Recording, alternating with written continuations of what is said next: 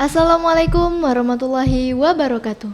Halo teman-teman semua, kembali lagi bersama kami di channel YouTube Podcast Laksana. Perkenalkan, saya Putri Maulidina Syafikah sebagai host yang akan memandu podcast ini sampai dengan selesai. Ini merupakan episode ke-19 Podcast Laksana yang diperakasai oleh Kodim 0317 TBK bekerja sama dengan pemerintah daerah Kabupaten Karimun dan instansi vertikal lainnya. Podcast ini diselenggarakan oleh kami para pelajar dengan mengambil topik-topik dan juga pembahasan yang dapat menambah ilmu dan juga pengetahuan teman-teman sekalian. Adapun tujuannya yaitu untuk berbagi pengetahuan, motivasi dan juga inspirasi, diskusi dan sharing, kolaborasi dan pertukaran ide, serta pembangunan komunitas.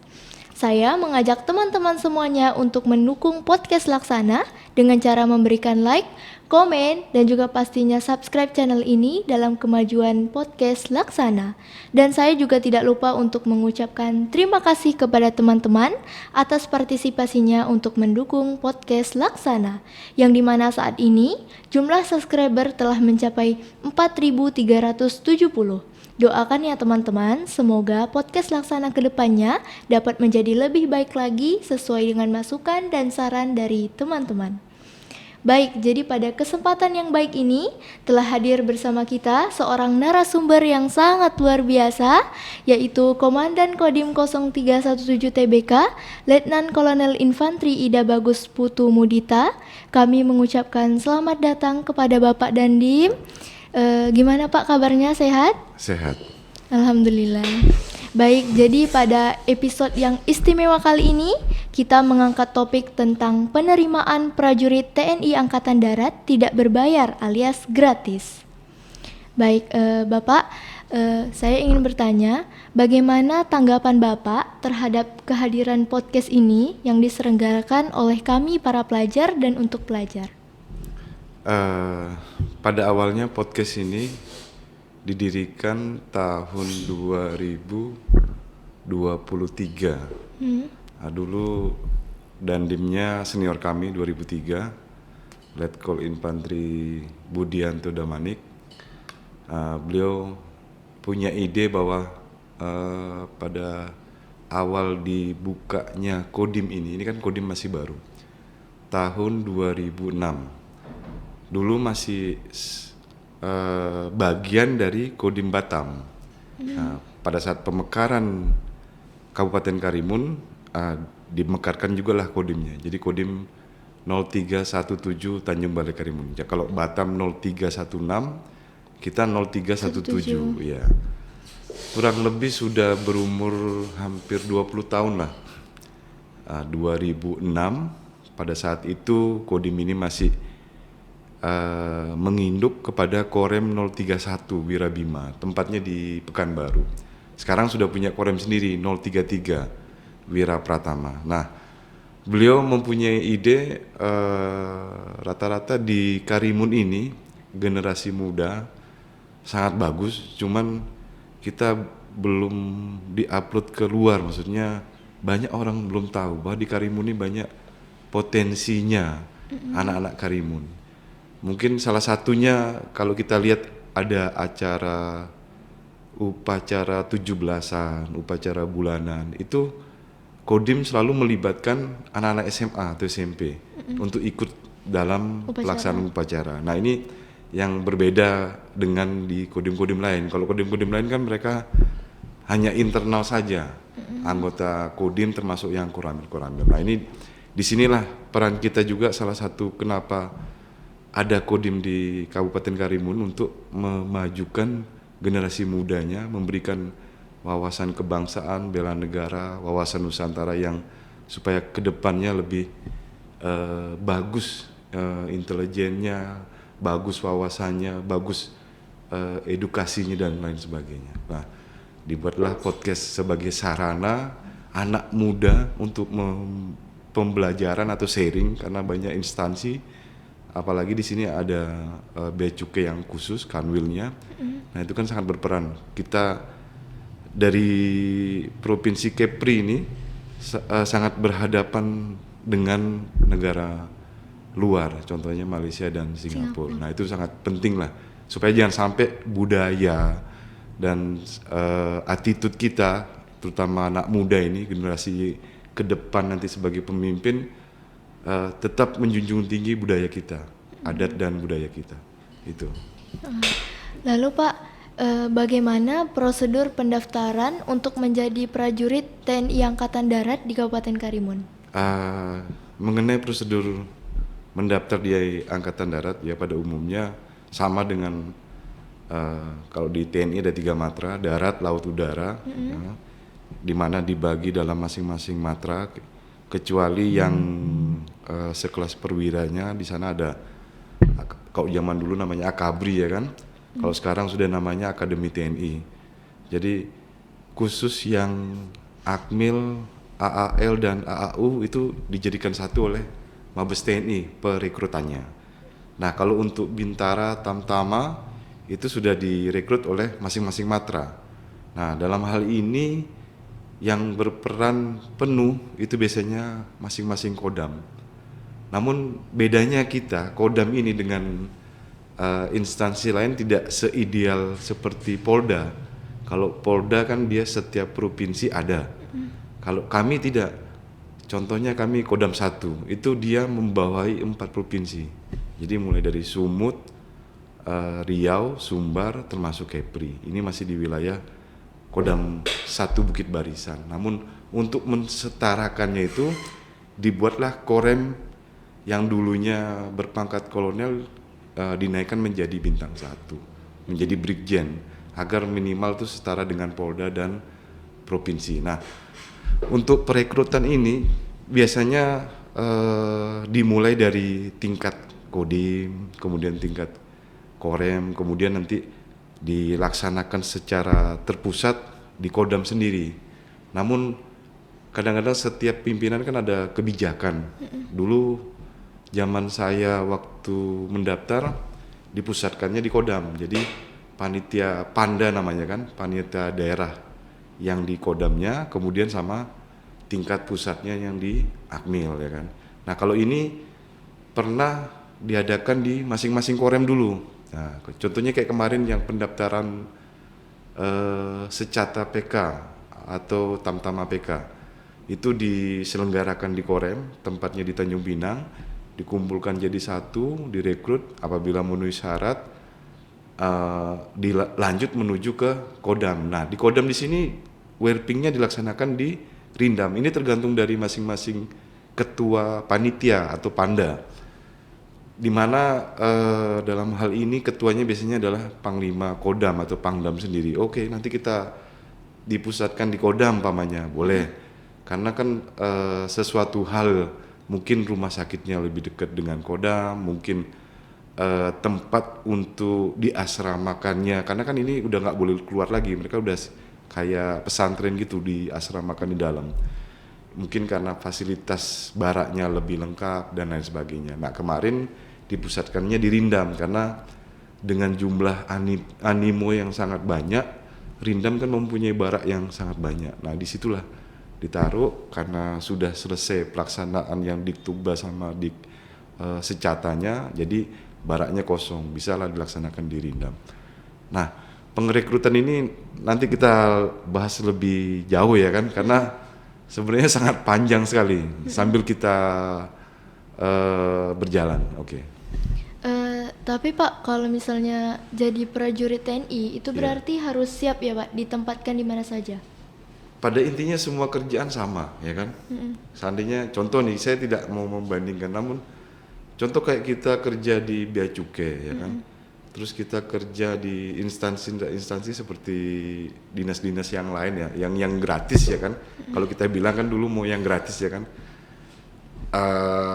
Akpol, polisi, darat, laut, udara, kemudian banyaklah instansi lain atau di pemerintahan, di kementerian contohnya ya kan.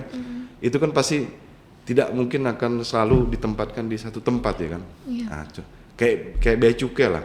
Kan pasti dalam masa jangka waktu tertentu yang sudah ditentukan. Kalau di kami itu biasanya 2 tahun normatifnya, paling cepat 6 bulan, paling lama itu sudah 3 tahunan.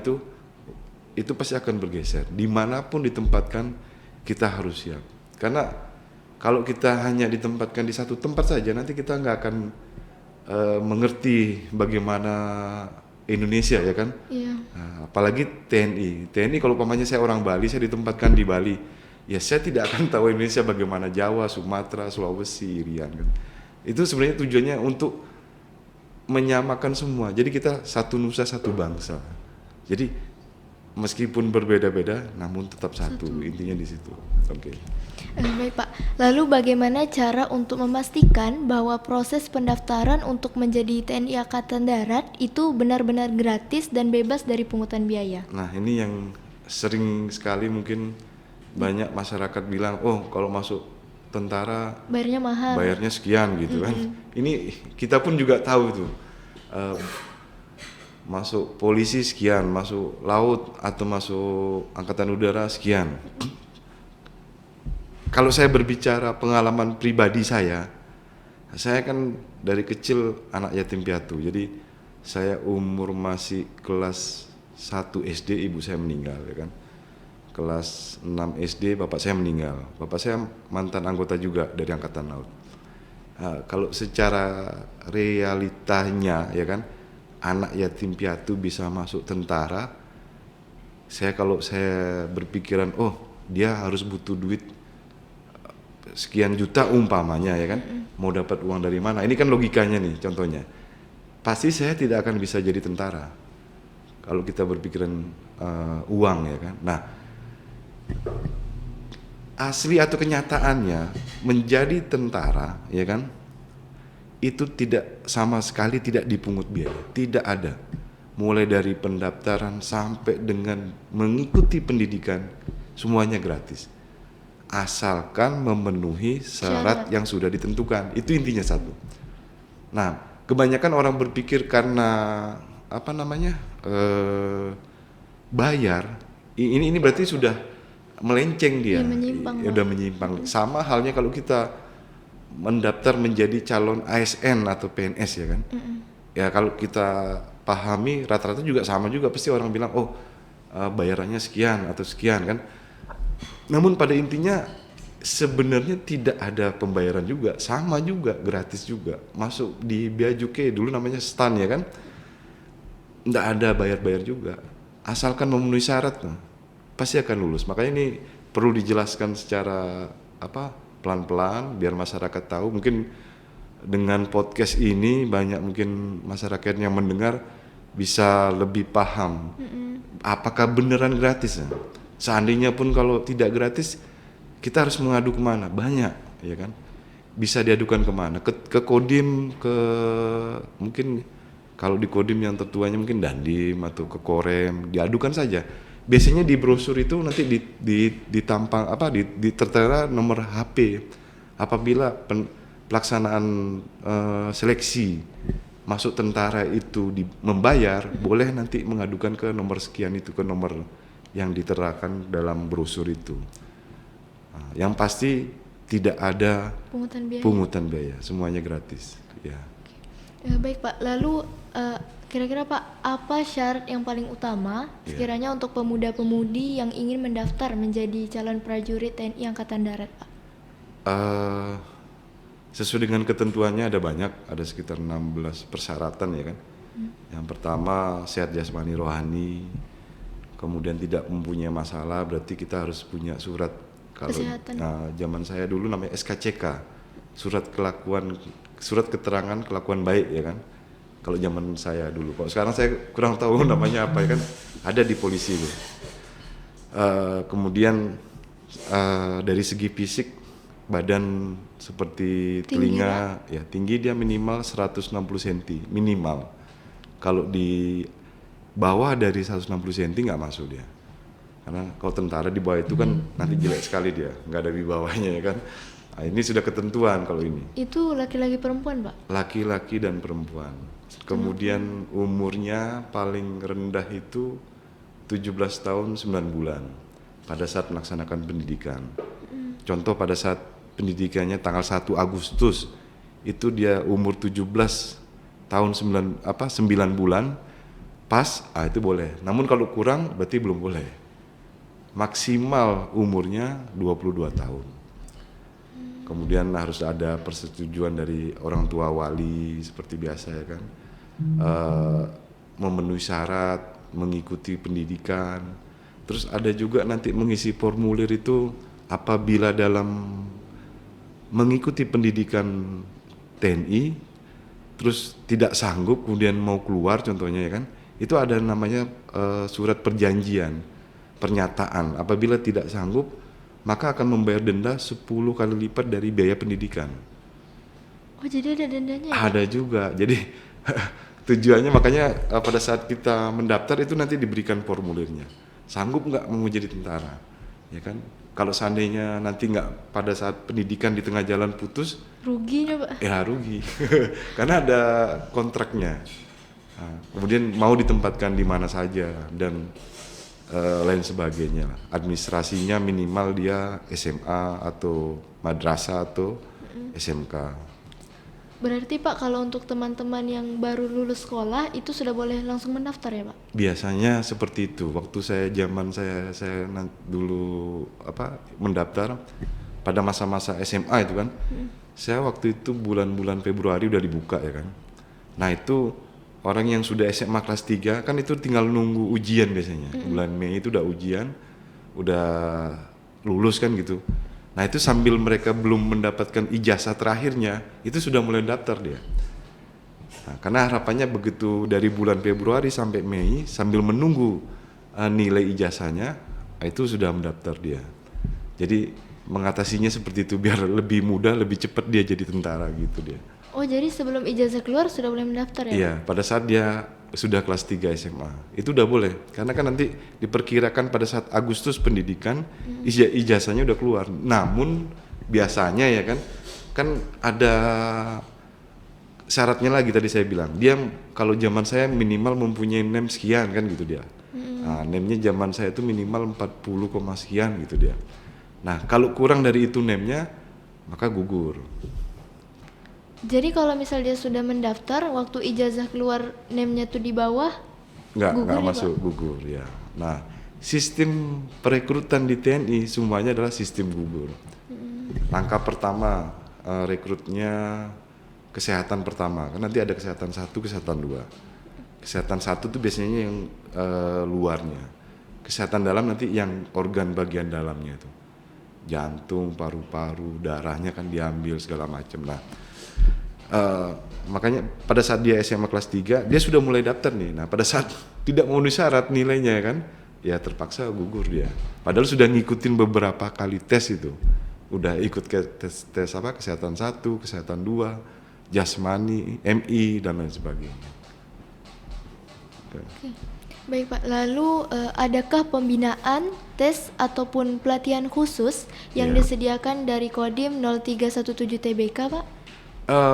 Kalau saya lihat sebenarnya kita tidak, karena kalau kita pamannya kita jadikan satu, kita bina gitu kan, nanti ada omongan biasanya kalau kita jadikan satu kita bina untuk masyarakat yang anak-anak SMA yang mau mencalonkan, ada omongan kurang enak ya kan, oh nanti kalau kita bina nanti dikiranya ada pelatih kita yang nanti yang akan urunan berupa duit gitu kan nggak bagus juga kan. Nah tapi di Kodim ini banyak, kalau kita lihat setiap sore ini ya mereka sendiri, jadi mandiri lah anak-anak itu di depan Kodim itu biasanya sore jam-jam 4 jam 5 itu udah lari tuh kan, depan kita kan Pemda Karimun ya kan. Wilayahnya kan masih hutan kota ya kan, enak dia, jadi dia lari atau jalan berapa keliling, setelah itu nanti ke Kodim ada tempat untuk tiang resto, untuk sit up, push up. Nah itu mereka kompak lah, jadi anak-anak SMA itu yang mungkin entah dari sekolah 1, kedua begitu kumpul mereka kompak sama-sama membina masing-masing di situ. Jadi kita sebenarnya belum mengarahkan karena kurang pas, nanti seandainya kalau kita arahkan nanti dikiranya kita ada pungli lagi kan, kurang bagus. Namun apabila ada anak-anak tersebut meminta arahan, kita arahkan. Pak biasanya kalau jadi tentara berapa sih biasanya push up-nya? Nah, itu kita kasih tahu dia maksimal nilainya 43 kali push up. Itu nilai 100-nya ya kan. Berarti nanti ada kategorinya. Nah, itu nanti kategorinya ada tabelnya dia. Kalau kita memenuhi syarat minimal dia harus berapa kali push up gitu. Ada dia tabel. Oke. Lalu Pak, bagaimana Kodim 0317 TBK membantu memotivasi dan juga mempersiapkan generasi muda untuk menjadi prajurit TNI Angkatan Darat? Nah, salah satu tugas kita kalau kita Kodim ini dia kan kewilayahan, teritorial. Biasanya kita sampaikan kepada para babinsa, kalau saya nanti saya kumpulin dan ramil, sampaikan supaya nanti para babinsa ini datang ke sekolah-sekolah. Jadi kita ada program juga di sekolah itu sebagai Sosialisasi irup. ya Pak? Yang pertama sebagai irup, bisa kemudian sosialisasi di kelas-kelas di SMA terutama, karena nih calon-calon nanti yang akan mendaftar ya kan, diberikan ya seperti tadi sosialisasi, penyuluhan apa itu sih tentara ya kan, bagaimana untuk bisa masuk tentara, terus fasilitas apa aja yang bisa didapat, nah dan segala macam apa yang mau ditanyakan akan disampaikan kepada babinsa tersebut programnya. Lalu Pak, apakah ada kuota khusus untuk Kabupaten Karimun dalam penerimaan prajurit TNI Angkatan Darat? Pada intinya semua sudah diatur sama komando atas ya, dalam hal ini dari tingkat Mabes TNI, kemudian Mabes Angkatan Darat, Mabesat, nanti disebar di tiap-tiap kodam, dilihat dari wilayahnya. Contoh kodam 1 ada 4 provinsi, mungkin dia jatahnya lebih banyak dibandingkan yang kodam IM Iskandar Muda yang di Aceh contohnya. Nah, untuk pemerataan aja. Jadi itu sudah kebijakan dari komando atas biasanya. Mungkin alokasi untuk yang dibutuhkan tahun sekarang 2025. Nah, itu nanti akan disampaikan sambil berjalan pada saat pendaftaran. Berarti itu tergantung kebutuhan setiap wilayah ya Pak? Ya, pada intinya kalau kita ingin menambah jumlah TNI-nya ya kan, kalau yang selama ini kan TNI kurang lebih jumlahnya sekitar 300.000 jiwa ya kan, ya itu kalau seandainya kita ingin menambah lebih dari itu harus ada persetujuan dari presiden. Nah, harapan saya kan sekarang presidennya Prabowo ini, mudah-mudahan sih TNI-nya diperbanyak gitu ya kan. Nah, kalau TNI diperbanyak berarti alokasi untuk mendaftar nanti yang 2025 ini akan bertambah. Jadi kesempatan lebih banyak buat rekan-rekan anak muda. Lalu Pak, bagaimana Pak Dandim memastikan transparansi dan juga keadilan dalam proses seleksi nantinya Pak? Nah, ini sangat penting ya. Jadi pada saat pendaftaran biasanya dilaksanakan di Korem atau di Kodam. Datang ke sana nanti diberikan arahan sama panitianya, nanti diberikan nomor pendaftaran ya kan, tercatat. Langkah pertama itu online dulu isi, kemudian baru datang di tempat yang sudah disampaikan dalam online tersebut. Contohnya ke Korem 033 di Tanjung Pinang, datang ke sana, diarahkan, kemudian ngisi formulir pendaftaran. Nanti akan diberitahu apa aja administrasi yang disiapkan, mulai kalau zaman saya dulu SD, mulai dari SD, SMP, SMA itu ijazahnya dikumpulin, maksudnya bukan yang ya aslinya, tapi aslinya tetap dibawa karena dicek juga. Nah itu name-nya, kemudian kartu keluarga, KTP, akte kelahiran, itu apabila palsu itu pasti akan ketahuan. Iya, makanya administrasi nomor pertama. Namun pada saat menjalani pendaftaran atau seleksi sampai akhir, administrasi bisa di nomor 2-kan, paham maksudnya? Jadi di nomor 2-kan ini contoh seperti tadi saya jelaskan, anak kelas 3 SMA ya kan, ini kan bulan Januari. Mungkin pendaftaran dari Februari sampai Mei yang akmilnya contoh ya kan. Biasanya Agustus udah pendidikan. Sambil menunggu dia selesai tamat kan ijazahnya baru keluar. Nah ini administrasi di nomor 2 kan, selama masih tes administrasi tidak jadi poin penting dulu dia. Maksudnya nanti setelah menjalani seleksi terakhir diberi kesempatan waktu pada saat sudah keluar ijazahnya baru dikumpulkan.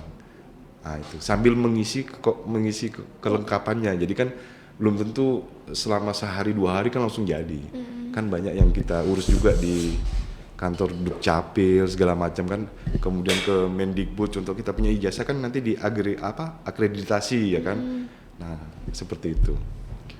Lalu Pak, apa pesan dari Pak Dandim untuk pemuda-pemudi di Kabupaten Karimun yang berminat dan semangat untuk bergabung menjadi calon prajurit TNI Angkatan Darat?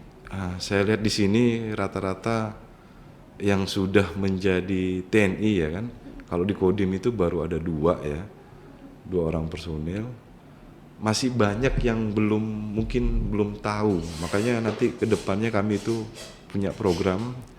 Di sini kan ada program dapur sehat dari Pak Prabowo ya kan. Sekaligus kita mengecek, memonitor, mengawasi bagaimana pelaksanaan makan gratis itu. Di situ kita juga akan berikan pengarahan dari Babinsa kepada anak-anak SMA terutama ya kan. Kita timbulkan motivasi bahwa menjadi tentara itu yang pertama gratis. Yang kedua, selama pendidikan tidak ada biaya juga sama. Kita dikasih makan, kita diberikan pendidikan, badan kita jadi bagus ya kan. Diberi pengetahuan. Nah, khusus kalau menjadi tentara itu dikasih malah pelajaran, kalau zaman saya dulu 5 agama. Kalau sekarang kan sudah ada 6 agama tambah 1 Konghucu ya kan. Itu tujuannya supaya kita tidak terlalu fanatik istilahnya, ya kan? Biar kita tahu agama Islam ini seperti ini, agama Hindu, Buddha, Kristen seperti ini. Jadi di dalam TNI jangan sampai agama menjadi konflik, ya kan? Kan yang sering terjadi di wilayah di contoh kayak di Poso, di Ambon kan bisa jadi konflik. Nah ini agak rawan. Nah kemudian selama pendidikan pun sudah dikasih makan gratis, tempat tinggal, diberikan bajunya juga. Jadi mulai pada saat pendidikan kita sudah diukur juga bajunya. Jadi pada saat kita lulus sudah disiapkan bajunya. Semuanya gratis. Pada saat selesai pendidikan pun kita diberikan gaji. Ya kan? Jadi ada gaji pokok, kemudian ada tunjangan kinerja setiap 2 tahun juga sama seperti ASN, nanti ada masa dinasnya naik lagi gajinya. Apabila berprestasi bisa naik pangkat dan segala macam. Jadi banyak kemudahan bagi anak-anak atau remaja terutama Karimun ya, Kabupaten Karimun masih sedikit saya lihat. Namun perlu kita berikan motivasi bahwa menjadi tentara ini sangat bagus. Selain salah satu untuk membela kepada negara dan bangsa, yang saya lihat Karimun ini kan dia bentuk kepulauan. Di sini pertanian saya lihat kurang, kemudian sawah tidak ada ya kan. Pekerjaan pun hanya mengandalkan dari lebih banyak ke sektor industri dia. Tidak ada yang mau istilahnya swasta untuk berpikir sendiri kan. Kebanyakan rata-rata menjadi TKI ya kan, datang ke Malaysia jadi tenaga kerja, setelah itu pulang balik lagi kan. Jadi instan lah. Rata-rata kalau mau menelayan lama-lama pun ikan juga agak berkurang, agak susah kan. Nah kalau bisa jadi tentara kan malah lebih bagus, kebanggaan buat keluarga, ya kan. Kalau di agama kalau kita mati dalam perang jaminannya surga, ya kan. Nah salah satunya kan semuanya udah masuk tuh, kita udah digaji, dibiayai negara, ya kan, diberikan fasilitasnya. Apabila kalau kita nanti berjuang demi negara pun pahalanya jelas masuk surga kan. Ya.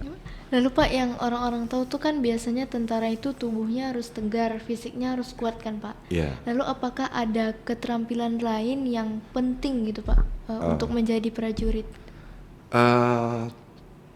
Kalau seandainya anak-anak ini punya kemampuan atau skill ya kan, contoh dia ada dasarnya, dia ada taekwondo, karate, kempo dan lain sebagainya contoh nih, atau dia mantan dari paskibraka gitu kan. Itu bagus, itu sebenarnya nilai plus dia. Jadi pada saat pendaftaran apabila nilainya rankingnya sama ini kan, oh dia ada plusnya, oh dia mantan anggota paskibraka yang tingkat kabupaten contoh. Nah itu nilai plusnya kan di situ dia. Bisa artinya rankingnya lebih naik dibandingkan yang teman sama-sama nilainya gitu. Nah, namun di TNI juga pada saat mengikuti pendidikan itu juga diajarkan. Kami ada namanya bela diri militer, ada Yomodo ya kan. Ada karate juga diajarkan. Jadi ada kemampuan untuk bela diri selama mengikuti pendidikan diberikan. Itu tujuannya ya untuk bela diri kita masing-masing. Tentara nggak bisa berkelahi melawan musuh ya malu ya kan. Kan memang andalan kita senjata utamanya. Namun kan ada juga namanya kita perang jarak dekat ya kan. Face to face ya, dengan musuh. Nah itu makanya perlu diajarkan. akan dibekali tetap. Oke Pak, jadi teman-teman kita sudah mengetahui bahwa mendaftar menjadi anggota TNI itu tidak dipungut biaya atau gratis. Dan itu adalah bagian dari komitmen TNI untuk memberikan kesempatan yang adil dan juga transparan bagi seluruh masyarakat Indonesia, khususnya pemuda-pemudi di Kabupaten Karimun yang sudah memenuhi syarat. Baik, kami mengucapkan ribuan terima kasih kepada Pak Dandim atas informasi dan juga pengetahuan baru yang luar biasa sekali. Kami mengucapkan terima kasih juga kepada rekan-rekan dan teman-teman atas kesetiaannya yang selalu menyaksikan dan mendukung podcast Laksana. Saya Putri Maulidina Syafikah sebagai host memohon maaf apabila terdapat kekurangan dan kesalahan. Terima kasih semuanya, sampai bertemu di episode selanjutnya. Wassalamualaikum warahmatullahi wabarakatuh.